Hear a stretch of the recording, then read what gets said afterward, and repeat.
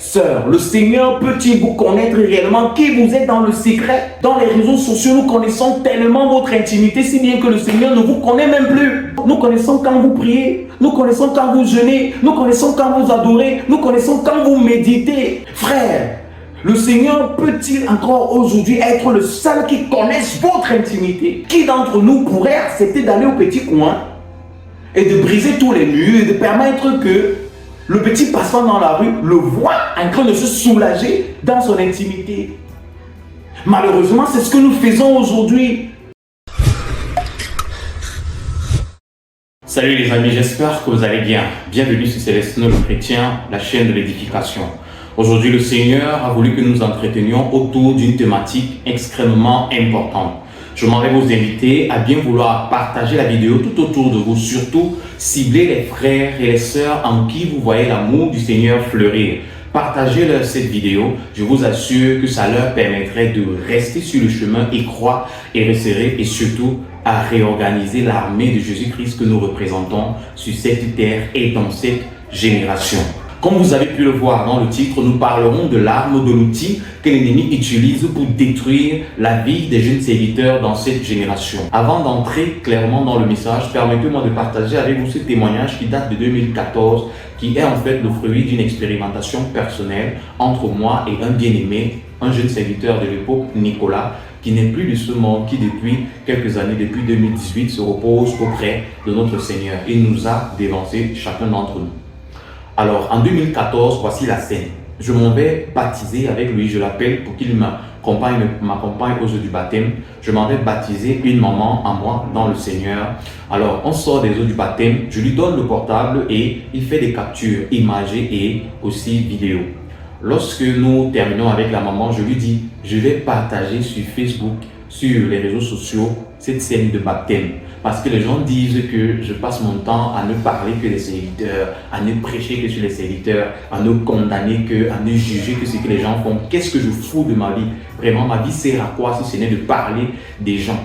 Et j'insiste que dès déjà cette période-là, le Seigneur me demandait déjà de fustiger les choses qui n'avaient pas trait avec les Écritures, de mettre déjà en lumière tout ce qui se passait dans les ténèbres. Je profite aussi de cette occasion pour dire que par la grâce du Seigneur, dans les jours, c'est pas trop les mois, les semaines à venir, je viendrai présenter avec vous mon parcours en tant que serviteur qui est passé dans des mauvaises communautés, qui a connu le mauvais évangile en tant qu'acteur ou faisant partie des ceintures de certains serviteurs de Dieu qui ne servaient pas Jésus-Christ en réalité. Donc, je vous dis déjà ces choses pour que vous compreniez que nous ne prêchons pas Jésus-Christ aujourd'hui pour se faire voir. Nous sommes passés dans le système. Nous connaissons le système. Nous l'avons touché du doigt. Nous en avons même participé dans ce système. Donc, lorsque nous parlons, c'est parce que nous connaissons de quoi il s'agit. Nous ne parlons uniquement pas parce que nous avons vu les gens le faire ou parce que nous avons vu les gens pratiquer un certain nombre de choses.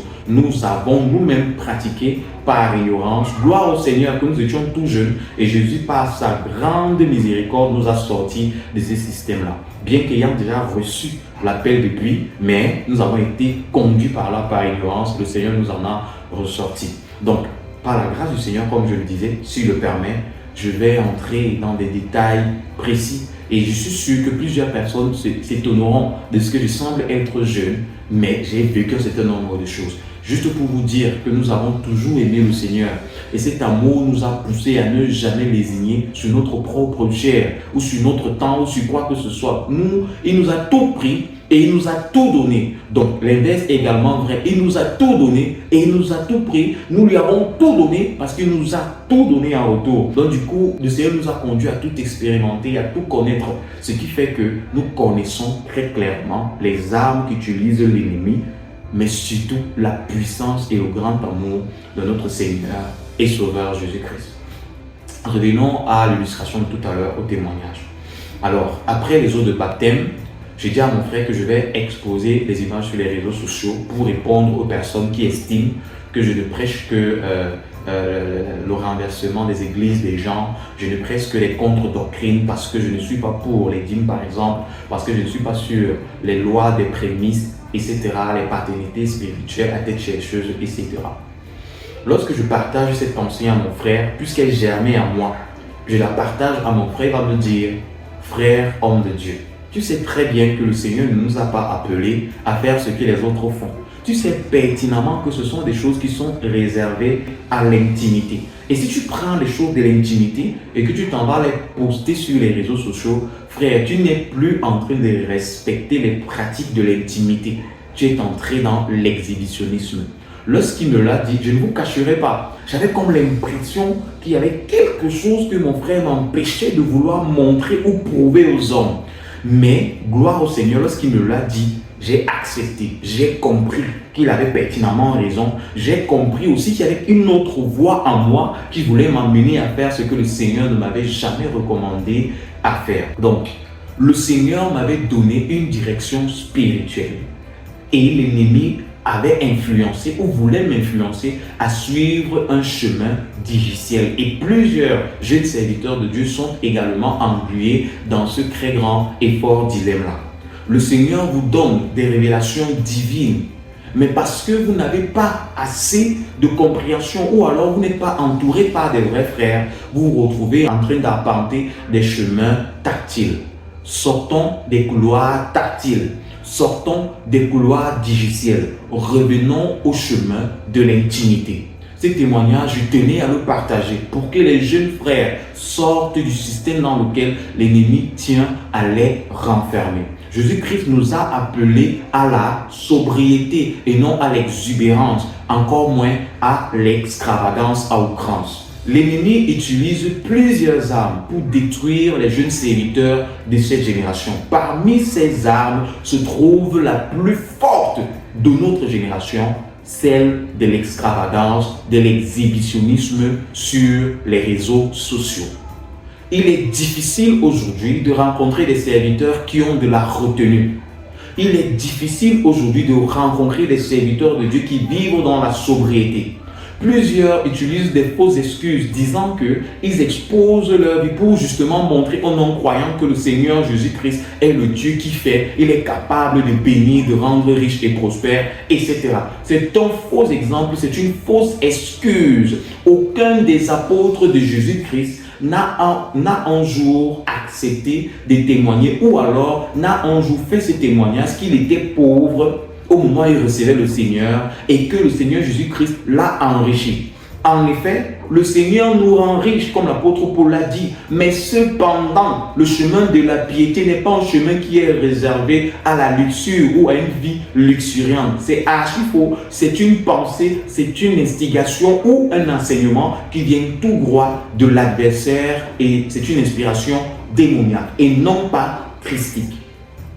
Nous avons été rachetés pour vivre une nouveauté de vie. Aucun apôtre racheté du Seigneur Jésus-Christ n'a un jour présenté ses scriptures florissantes. Aucun apôtre n'a un jour présenté une humeur ou un âne que le Seigneur, qu'il aurait gagné derrière le nom du Seigneur. Pierre, qui était un pécheur avant de recevoir le nom du Seigneur Jésus-Christ, ne s'est un jour levé pour présenter dans l'évangile le nombre d'embarcations qui se seraient rachetées juste après avoir reçu le nom du Seigneur Jésus-Christ. D'où vient-il dans cette génération qu'un pasteur, apôtre, prophète, évangéliste, docteur expose la grossesse de son enfant sur les réseaux sociaux? Il y a aujourd'hui le phénomène des shootings où lorsqu'un serviteur de Jésus-Christ a une femme qui est enceinte, il s'en va se shooter sur un photographe et présente sur les réseaux sociaux. D'où vient-il que l'enfant d'un pasteur, d'un prédicateur qui est né se retrouve sur les plateformes digitales où on présente un enfant dit le jeune prophète, la jeune prophétesse, le jeune apôtre, le jeune pasteur, une spiritualité acquise à la naissance? Ces pratiques viennent d'où? Ce ne sont pas des pratiques bibliques. Lorsque nous lisons les Écritures, nous nous rendons compte que Jésus-Christ lui-même qui est né, son Père a veillé à le cacher. Le Père de notre Sauveur, Jésus-Christ, s'est lui-même caché. Il est allé naître dans un lieu où personne ne pouvait savoir que le Sauveur de l'humanité naîtrait. C'est où notre Seigneur est parti naître. De plus, il y a une large partie de son histoire qui nous a été cachée. Pourquoi? Parce que le Seigneur voulait nous présenter la force de l'intimité. Aujourd'hui, nous vivons dans une génération où l'intimité est quasiment pestiférée dans nos communautés chrétiennes. On voudrait savoir ce que le frère fait, ce que la sœur fait. Et c'est devenu tellement monnaie courante au point où les serviteurs se laissent suivre par leur brebis H24. Lorsqu'ils vont en retraite, il faudrait qu'ils prient, ils filment leur moment de prière. Lorsqu'ils adorent, il faudrait qu'ils filment leur moment de prière. Même des chrétiens, des adorateurs, pendant qu'ils sont en train d'adorer, il faudrait qu'ils se filment en mode selfie pour qu'on voie qu'ils sont en train d'adorer, pour qu'on voie qu'ils sont en train de louer, de prier leur Seigneur. Où est passée l'intimité chrétienne? L'ennemi est en train de voler votre intimité. L'ennemi est en train de détruire votre intimité avec le Seigneur par le fait de l'exhibitionnisme. Dans notre génération aujourd'hui, pour peu qu'un frère ne te mette pas en statut, ça devient un problème réel. Nous avons aujourd'hui des difficultés dans ce domaine au milieu de nous, enfants de Dieu. Parce qu'un tiers n'a pas regardé ton statut. C'est vers cela que l'ennemi nous a conduits aujourd'hui. Une vie de statut, une vie de story, une vie de réel, où il n'y a plus une réelle intimité avec le Seigneur. Si ce n'est une intimité factice, une intimité photoshopée, une intimité spirituelle calfeutrée derrière des logiciels infographiques chrétiens. Jeune serviteur de Jésus-Christ, qu'est-ce qui fait ton intimité aujourd'hui? L'apôtre Paul, il dira à Timothée et à Tite de garder l'aspect sobriété de la vie du consacré ou de l'appelé à l'office sacerdotal. Lorsque nous lisons les Écritures, dans 1 Samuel, le chapitre 1, du verset 20 au verset 22, la parole de Dieu nous présente les circonstances qui ont concouru à la naissance du prophète Samuel. Il a été conçu parce que sa maman Anne était une femme qui a cultivé l'intimité avec l'Éternel. Au point où on l'a traité d'une femme éprise de l'alcool, mais elle n'a pas cessé de demeurer, de rester dans son intimité. Lorsque Samuel naît, elle dit que l'Éternel a répondu à sa prière et lui a donné un enfant. En d'autres termes, Samuel est la réponse de l'intimité de Anne avec l'Éternel. Dans 1 Samuel, chapitre 2, du verset 18 au verset 21, là encore, la parole de Dieu nous dit que bien que Samuel restait dans la présence du Seigneur, sa maman avait préparé pour lui des éphodes de lin et des robes prévues pour Samuel, puisqu'il restait dans la présence de l'Éternel. Samuel était donc consacré. Pour ceux qui comprennent le langage symbolique de ce que représenterait l'éphod et le lin, ils ont compris que Samuel a vécu une vie totalement plongée dans une intimité sans nul autre pareil dans sa génération. Dans le même livre de Samuel, au chapitre 16, du verset 6 au verset 12, il nous est présenté le récit sur le choix de David. Dans ce récit, Samuel se déplace, arrive chez Isaïe, le père de David. Le père de David fera défiler sous les yeux du prophète Samuel plusieurs de ses fils. Lisons ensemble le verset 6, il est écrit ceci. Lorsqu'ils entrèrent, il se dit, en voyant Eliab, certainement loin de l'Éternel est ici devant lui. Donc, Isaïe présente son premier fils au prophète Samuel. Samuel dira, certainement, c'est loin de l'Éternel. Suivons particulièrement ce que l'Éternel répondra au prophète Samuel. Verset 7. Et l'Éternel dit à Samuel, ne prends point garde à son apparence et à la hauteur de sa taille, car je l'ai rejeté. L'Éternel ne considère pas ce que l'homme considère. L'homme regarde à ce qui frappe les yeux, mais l'Éternel regarde au cœur. L'homme regarde à ce qui frappe les yeux, mais l'Éternel regarde au cœur. Les réseaux sociaux sont là pour frapper les regards des esprits simples ou des esprits faibles. Les réseaux sociaux sont là pour vous utiliser, pour vous induire en erreur, jeunes serviteurs de Jésus-Christ. Plusieurs faux envoyés utilisent les réseaux sociaux pour vous appâter, pour vous séduire, pour vous captiver. Plusieurs pères spirituels, plusieurs daddies, plusieurs gouverneurs de Satan spirituellement utilisent les réseaux sociaux pour vous montrer leurs faux accomplissements obtenus sous la contrainte des conditions que l'ennemi leur impose et non pas sous la régence du Saint-Esprit. Plusieurs utilisent ces plateformes pour exposer leur vie alors que dans le décor, derrière le décor, ils subissent des pratiques rudes, sataniques, qu'il vaut mieux ne pas nommer ici. Après Éliab, le verset 8, la Bible dit ceci. Isaïe appela Abinadab et le fit passer devant Samuel. Et Samuel dit, l'Éternel n'a pas non plus choisi celui-ci. Isaïe fit passer Shama et Samuel dit, l'Éternel n'a non plus choisi celui-ci. Isaïe fit passer 7 fils devant Samuel. Et Samuel dit à Isaïe, l'Éternel n'a choisi aucun d'eux. Et Isaïe a fait passer plusieurs de ses fils. Samuel n'a reconnu aucun d'entre eux. Parce que le seul fils qu'il fallait choisir ne se retrouvait pas sur les places publiques. Il était dans le lieu secret. David était caché dans la présence du Père. Laissez-moi vous le dire, mes chers amis. Si les réseaux sociaux, si Facebook existait à l'époque de David, David n'aurait jamais été roi. Ce serait très certainement Éliab. Puisque Isaïe n'exposait pas David sur les réseaux sociaux.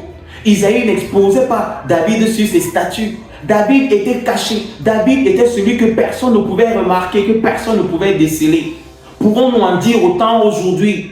S'il faudrait vous choisir, s'il faudrait vous oindre, on n'a plus rien à découvrir puisque toute votre vie est plongée sur les réseaux sociaux. Nous connaissons la couleur de votre maison, la couleur de votre chambre, la couleur de votre épouse, l'intimité de votre maison, vos enfants, vos familles, tout est à nu. David a été choisi parce qu'il était dans le secret.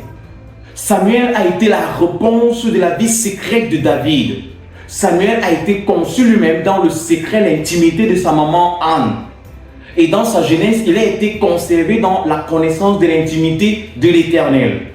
Et le Seigneur a fait de Samuel la réponse de la vie d'intimité de David. David n'apparaissait pas sur les réseaux sociaux de son père. David ne semblait même pas être le fils d'Isaïe puisque personne ne le connaissait. On ne le citait pas, on ne le comptait pas. Mais cependant, l'Éternel connaissait pertinemment qui était David dans le secret. Frères, sœurs, le Seigneur peut-il vous connaître réellement qui vous êtes dans le secret? Dans les réseaux sociaux, nous connaissons tellement votre intimité, si bien que le Seigneur ne vous connaît même plus. Nous connaissons quand vous priez, nous connaissons quand vous jeûnez, nous connaissons quand vous adorez, nous connaissons quand vous méditez. Frères, le Seigneur peut-il encore aujourd'hui être le seul qui connaisse votre intimité? Qui d'entre nous pourrait accepter d'aller au petit coin et de briser tous les murs et de permettre que le petit passant dans la rue le voit en train de se soulager dans son intimité? Malheureusement, c'est ce que nous faisons aujourd'hui. Nous permettons même aux personnes qui ne connaissent pas interpréter le discours, les élans de Christ, de voir ce que nous faisons dans le secret. Avec ça, comment allons-nous sauver les âmes? Le secret est dehors, l'intimité est dehors. Une intimité qu'on expose n'est plus intimité, devient vulgarité. Les chrétiens sont dans la vulgarité spirituelle. L'intimité est terminée. L'intimité, elle est morte. Et malheureusement, dans nos communautés, si un frère voudrait rester dans la sobriété, l'intimité, le secret avec le Seigneur, il est pestiféré, il est combattu, il est qualifié de tous les noms, tout simplement parce qu'il semble ne pas marcher suivant un certain sillon. Jeune frère, le Seigneur vous veut intime avec lui. Jeune sœur, le Seigneur vous veut intime avec lui. Ne prenez pas pour exemple ces gens qui s'exposent sur les réseaux sociaux. Ce sont des contre-exemples. Jésus-Christ ne s'exposait pas. Jésus-Christ ne présentait pas ses retraites spirituelles aux gens. Jésus-Christ ne présentait pas ses moments d'adoration aux gens. Il présentait uniquement son intimité à ses disciples. Parce qu'il fallait les former et leur présenter le chemin qui mène vers le Père. Sinon, la voie de l'adoration. Aujourd'hui, qu'est-ce que nous présentons et qu'est-ce que nous montrons? Satan s'est conçu et fabriqué des faux prédicateurs qui à longueur de journée vous parlent des miracles, de prodiges, des richesses, de bénédictions, de prospérité. Tous sont des faux prédicateurs. Non pas qu'il est mauvais d'en avoir des moyens, non pas qu'il est mauvais de manger 3 fois par jour, je ne sais pas trop quoi, mais à partir du moment où ces choses deviennent des objets de prédication, soit c'est de l'ignorance, soit c'est de la démangeaison, soit c'est de l'arrivisme spirituel, parce que plusieurs des frères ne savaient pas qu'ils pouvaient manger 3 fois par jour. Plusieurs des sœurs ne savaient pas qu'elles pouvaient se nourrir 3 fois par jour, qu'elles pouvaient se vêtir. Et donc, lorsque ces choses-là arrivent dans leur vie, ça devient des moyens par lesquels elles voudraient frustrer d'autres personnes ou bien montrer que leur Dieu, entre parenthèses, agirait ou alors leur permettrait de pouvoir mener une vie à laquelle ils n'ont jamais eu à aspirer. Le Seigneur n'est pas venu pour cela. Il est venu pour que nous prêchions le chemin de la vie, le chemin de la vérité, le chemin du salut. Nous avons aujourd'hui des fausses guerres, des faux débats au milieu des chrétiens enfants de Dieu. En fait, nous sommes infestés, gangrénés de l'intérieur par l'émotion que le monde a su aujourd'hui intégrer au milieu des rangs des enfants de Dieu. Il faudrait aujourd'hui qu'un chrétien expose ses images sur les statues. S'il ne le fait pas, ça devient une lettre à caution contre lui. Il faudrait que le chrétien, s'il a reçu une promotion dans son lieu de service, expose cela en statut ou sur les réseaux sociaux. S'il ne le fait pas, d'autres frères se lèvent contre lui et lui font des invectives tout simplement parce qu'il n'aurait pas exposé ce qu'on appelle bénédiction ou miracle que le Seigneur aurait établi dans sa vie. Nous sommes devenus aujourd'hui pires que les mondains, pires que les païens. Ce message est adressé à vous, à toi, jeune frère, jeune sœur, qui aime le Seigneur, qui croit à l'intimité, qui croit à la consécration, à la sanctification, à l'obéissance, à l'humilité. Ce message t'est adressé à toi.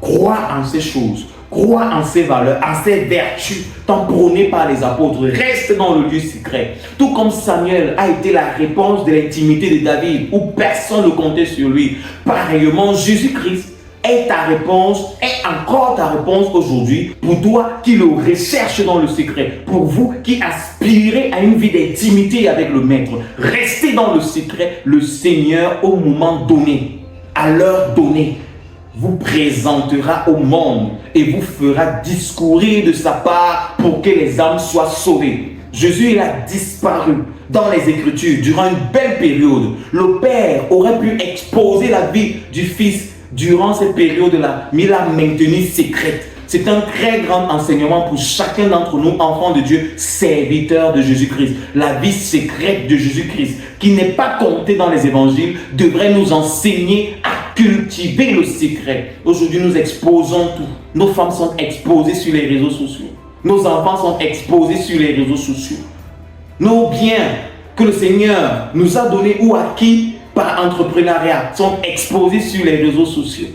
Notre sexualité est exposée sur les réseaux sociaux. Nos familles sont exposées sur les réseaux sociaux. Nos fréquentations, nos amitiés sont exposées sur les réseaux sociaux. Les serviteurs de cette génération sont extrêmement légers. Ils vont manger sur les restaurants, ils publient sur les réseaux sociaux. Ils sucent une glace, ils publient sur les réseaux sociaux. Elles s'achètent une nouvelle chaussure, elles publient sur les réseaux sociaux. Nous avons des chantres arrivistes, des prédicateurs arrivistes, des personnes qui ne savaient jamais qu'elles pouvaient monter dans l'avion. Le jour qu'elles montent, ça devient des sujets de publication, des statuts sur les réseaux sociaux. Nous n'avons plus d'intimité. Les choses que le Seigneur nous donne dans le secret, nous les présentons au monde. Avec cela, comment est-ce que l'ennemi ne va donc pas toucher la vie des enfants de Dieu? Comment est-ce que l'ennemi ne va donc pas nous désorienter des voies du Seigneur? Pendant que l'apôtre Paul invitait Timothée et Tite à être sobres, aujourd'hui, ceux que nous appelons les grands serviteurs de Jésus-Christ vous appellent à l'exubérance, aux tendances qui n'ont rien à voir avec les pratiques respectées par nos prédécesseurs dans la foi, que sont les apôtres du Seigneur Jésus-Christ. Frère, ce message est pour toi. Ma soeur, ce message est pour toi. Sortons du monde, sortez du monde. Vous n'avez pas besoin de publier votre vie sur les réseaux sociaux. De plus, votre intimité sur les réseaux sociaux, vos méditations, gardez-les pour vous. Sauf si le Seigneur vous demande de prêcher, prêchez. Sauf si le Seigneur vous demande de partager un verset, faites-le. Ne le faites pas parce que vous savez parler, ne le faites pas parce que vous savez prier, ne le faites pas parce que vous le faites toujours par coutume, mais faites-le parce que le Seigneur vous l'ordonne. Sortons des pratiques courantes de ce siècle présent. Évitons la corruption. Évitons la mondanité. Qu'est-ce qui détruit les jeunes serviteurs aujourd'hui? L'exubérance, l'exhibitionnisme sur les réseaux sociaux. Sortons de ces pratiques. Conservons la pureté de l'évangile. Conservons la pureté et la sacralité de la vie du chrétien dans ce monde. C'est cela qui engendrera dans la génération qui vient des serviteurs de Jésus-Christ entièrement consacrés pour l'œuvre du salut des âmes. Si vous me le permettez, prions ensemble. Seigneur, merci parce que tu nous gardes en toi. Merci parce que tu nous préserves des flatteries de ce monde. Merci parce que tu nous préserves des séductions et des séducteurs de ce monde. Merci parce que tu préserves les âmes de tes enfants, de tout ce florilège de faux serviteurs engagés par Satan pour les dérouter de la voie qui mène à toi. Merci parce que tu les rachètes. Merci parce que leur cœur, que l'adversaire insuffle des pensées ô Dieu séductrices, des pensées tendancieuses, ce cœur est maintenant conservé dans un état de pureté et de consécration à toi. Merci pour la chasteté morale. Merci pour la chasteté spirituelle. Merci pour la chasteté ô Dieu sexuelle. Gloire à toi. Parce que tu conserves tes enfants en toi. Merci parce que tu conserves tes enfants. Parce que tu nous gardes et l'ennemi ne viendra voler aucun de tes enfants dans tes mains. Père, merci pour toute personne qui aura suivi ce message jusqu'à son dénouement, jusqu'à son terme. Je vous invite encore, une fois de plus, à le partager tout autour de vous. Donnons-nous rendez-vous pour une prochaine vidéo. Entre-temps, que le Saint-Esprit, Jésus-Christ, veille sur nous. Shalom.